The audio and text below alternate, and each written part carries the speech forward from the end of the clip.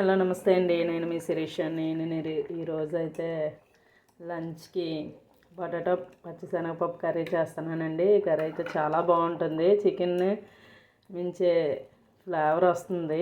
ఇది చేసే విధానం అయితే నేను ఆల్రెడీ కర్రీ విధానం నా ఛానల్లో పెట్టాను, చూసారు కదా.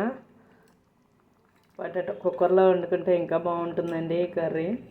ఉల్లి పేస్ట్, అల్లం వెల్లుల్లి పేస్ట్, టమాటా పేస్ట్ మొత్తం 3 గ్రైండ్ చేసుకుని పెట్టుకుంటే చాలా బాగుంటుంది ఈ కర్రీ. మసాలా పౌడర్ వేసుకుంటే ఇంకా చికెన్ ఫ్లేవర్ అనేది వస్తుంది, చూసారు కదా. కర్రీ ఇంకా దగ్గర పడాలి.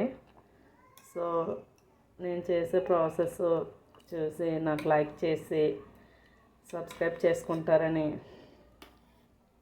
అనుకుంటున్నాను.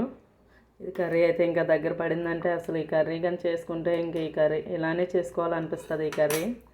చూసారు కదా. నా వీడియో కనుక మీకు నచ్చినట్టయితే లైక్ చేయండి, సబ్స్క్రైబ్ చేసుకోండి. ఈ వీడియో చూసిన వాళ్ళందరికీ thank you so much all.